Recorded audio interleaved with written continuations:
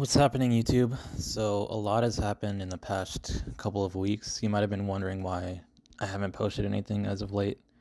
Main reason is I have other things going on outside of my life that take priority over the game. However, um, I did spend a lot of time over the past few weeks mulling over what happened in the Risk community. So, basically, a lot of us, top players, myself included, and Pete from the Kill Pete strategy, we started a peaceful protest where we changed our names to fix the ranking system. And essentially, the idea was we wanted to protest SMG for creating a ranking system in which it allows people to do 1v1s against noobs for rank. And this is a common thing that happens all over the ranking system. Basically, if you're top ranked, you can just farm noobs, play against novices or beginners who don't know what they're doing, and then get free rank points. And that's horrible for the game because it allows top players to win so easily and then get to the top positions in the ranking system. And so what we want to do instead is we want to create separate 1v1 and free-for-all leaderboards.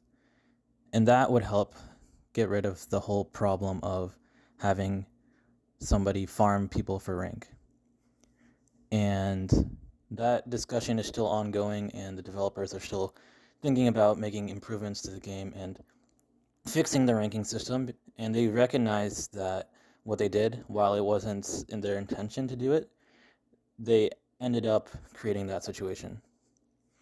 And I'm hopeful that after listening to us for so long, after going through hundreds of our comments on Reddit, after seeing us post on YouTube with Pete, with me, and with Phil, and with me, and with others like Vicky Dix, and everyone in the community saying, this is broken, we need to fix it, I'm hopeful that we can see some progress, and hopefully they will create a better system, one in which top players can't farm against noobs for rank points, and one in which we can have 1v1s allowed for ranking points. Because I still think 1v1s are good for rank points.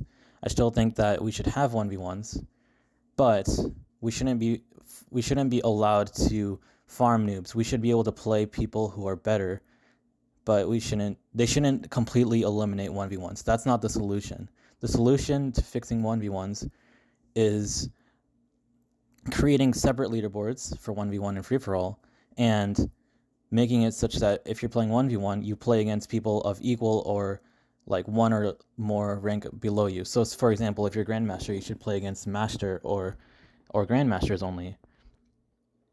That might not be practical, like there might not be that many active people in the game at Master or Grandmaster, but that's just one example of how they can fix it without completely removing 1v1s from rank mode. It's completely stupid, in my opinion. If you agree, then feel free to comment down below about that option of fixing the ranking system and my proposed solution of creating a separate 1v1 and free-for-all leaderboard. Usually I don't take issue with the game or stand up for things, but I saw that it was a good idea to do it in this case. So enough of talking about fixing the ranking system, enough about talking about my solution 1v1 and free-for-all. This video also shows me ranking up with my name changed to Fix the Ranking System, which I thought was pretty appropriate given the circumstances of what's going on with the community over the past couple of weeks in Discord and in Reddit, where SMG has posted about them fixing the ranking system on their ideas of adding auto match and adding a new elo system and adding removing 1v1 from having ranking points. That's one thing that I had huge issue with, and a lot of us had huge issue with on Discord. So if you want to see that full post, then go to Reddit and then check the post that says official new update for Risk or something along those lines. If you want to check that, I'll be leaving a link to that where it says the official guidelines for what they're going to do for the ranking system. So back to this gameplay. Throughout this video, I've been showing my ranking up from top 2,900 to top 500, playing against anyone on the leaderboard, whether they're novice, whether they're beginner, whether they're master or grandmaster.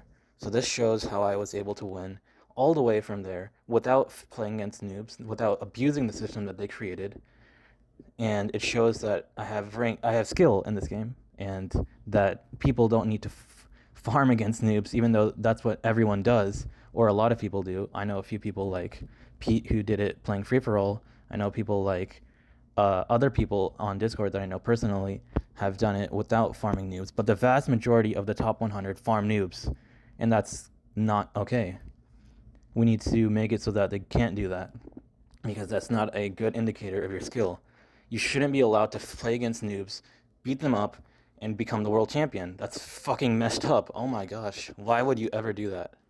So, sorry for getting so passionate, but that's my idea of why we need to fix the ranking system. It's fucked up. We need to create separate 1v1 and free-for-all leaderboards, and we need to make it a much more better indicator of skill rather than, oh, I'm so good at playing against noobs, look at me. No, that's not right. And my solution to that was, like I said earlier, is create separate 1v1 and free-for-all leaderboards where you play against people of equal or lesser skill, like one or plus or minus one, not against everyone. Feel free to comment and share your criticisms of that. I'm open to suggestions, and I hope SMG can listen to this, listen to us who have been spending so much time out of their daily lives to try to make this game better. Saying that, this gameplay shows me. Now we're on playing 1v1 World Domination. So back to strategy component of this game. Basically, if you're player 2, you need to place your army somewhere where you can not be accessible to the player 1's army. That's what I did. He wasn't able to blitz my main army, and I was able to capture South America, Africa, and invade him into Australia. That's a common thing that you saw throughout this video. I also played on Classic Capitals. I also played on USA World Domination. And continuing forward, I also played on France World Domination as well as France Capitals. I even played on other free premium maps that I have because I'm a premium player. I got premium from being a well-known player, from being a content creator, actually. They gave me the premium because of that, which I think is awesome, that they're rewarding people for spending so much time into the game. And I'm happy to SMG for that, just for that alone, that they're not a horrible company. They just have a long way to go to improve it, to make it better. So now I'm already at 1,000, and we're nearing the end of this, halfway through the video. Now I'm playing on Rome Capitals, going second actually. This guy placed his capital there with a 4. I get it easily. That was a huge mistake. Then I capture more territory, reducing his territorial, how many troops he gets that turn. He only gets 8. Now I have 2 regions. He gets his. He breaks it back, obviously, but he can't invade me into my regions either. So at this point, the game is pretty much over, even though he was able to get it back. Because now I have control of all of these regions, getting the bonuses. He's not able to break through. I'm holding onto my capital, and then his capital is at 2, so obviously I can take it out without losing anything. Now I can split it, so now it's 7 and 7 on the capitals.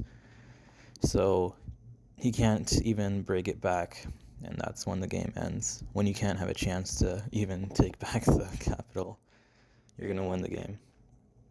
So after that, I captured more territory and got the few more regions, another region. Yeah, it's game over.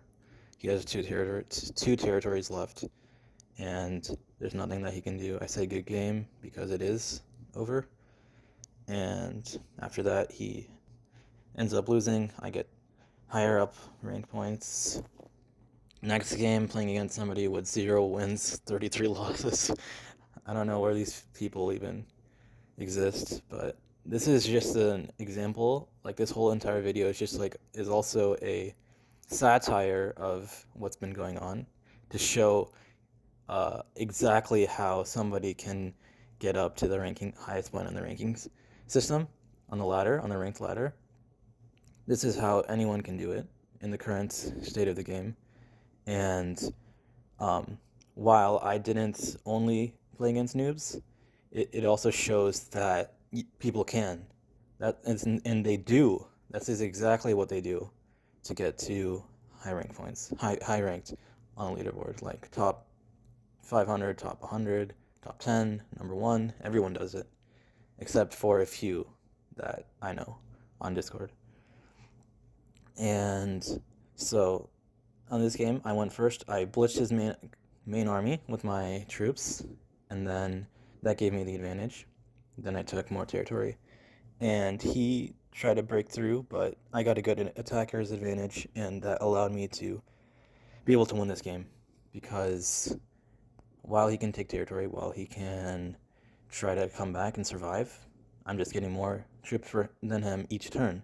So I'm going to outpace him, and there's nothing that he can do. So at this point, he even makes a mistake of not taking enough territory, leaving his army blocked, and then I punish him by capturing Africa, South America, and invading him into Australia. There he goes with the trade-in, recaptures it, takes over, invades South America, invades Africa, actually losing the 2v1, and then, but at this point it's over, because I have a trade-in, and I can regain everything that was taken, and it's pretty much over. He can try his best, but I'm just outpacing him the troop-wise, so yeah, it's over. Good game.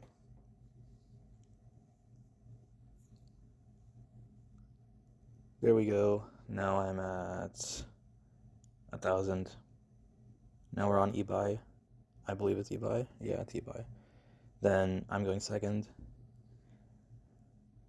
He wasted his whole turn trying to select territory, captured a few regions, and then ran out of time. So that's another mistake. Don't do this. Don't run out of time. There I go, taking territory, invading. This is how you win. Game over. Literally in the first turn.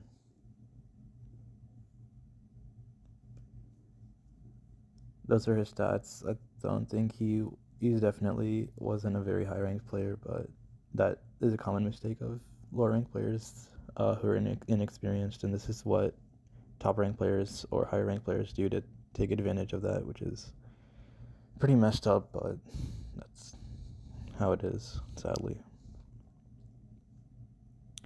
There I go, finishing him off.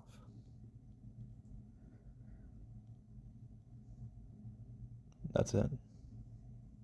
Now we're on France, going first. Just look at his stats. Pretty decent. But he let me, another mistake, he let me take all that stuff. Now I'm going to win in my first turn. It's so messed up. Like, I'm even showing this, I'm physically, like, vomiting, almost. Like, he tries, but there's nothing he can do. It's over. Like, I don't know why they would ever do something like this. But there you go, 942. It's going up. Those are their good stats. This was actually a decent game because he didn't make obvious mistakes, except now my army can access him. So I should be able to win this one, and I do end up winning this one because I blitz his main army and I win. That's just how you can win it. Or actually, I didn't do it this time. I chose to block him off from attacking.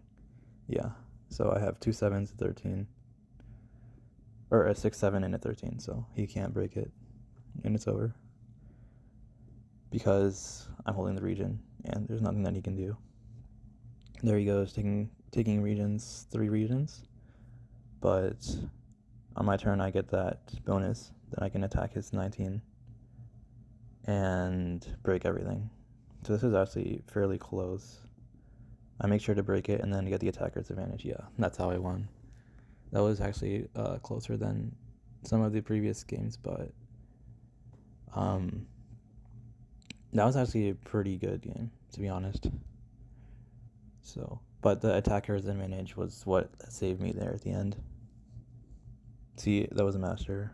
So yeah, like I said, I didn't only play against noobs, but that was actually a good indication of what I want the system to be.